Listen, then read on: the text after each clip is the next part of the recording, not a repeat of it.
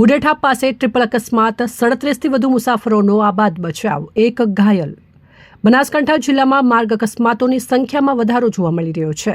ડીસા નજીક મુડેઠા ગામ પાસે નેશનલ હાઈવે પર ટ્રિપલ અકસ્માત સર્જાયો હતો. આ ઘટનામાં 37થી વધુ મુસાફરોનો આબાદ બચાવ થયો હતો. જોકે એક બસના ચાલકને ઈજાઓ પહોંચી હતી. રતનપુરાથી ખોડલા સુધી નેશનલ હાઈવે 27 પર રોડના નવીનીકરણના કામને કારણે ડાયવર્ઝન આપવામાં આવ્યું હતું.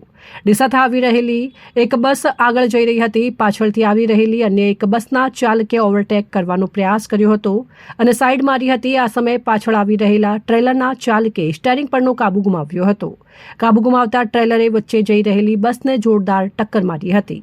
આ ઘટનાના કારણે વચ્ચેની બસના ચાલકે પણ સ્ટીયરિંગ પરનો કાબુ ગુમાવ્યો હતો અને તેણે આગળ જઈ રહેલી બસને અથડાવી હતી. આમ 3 વાહનો વચ્ચે અકસ્માત સર્જાયો હતો.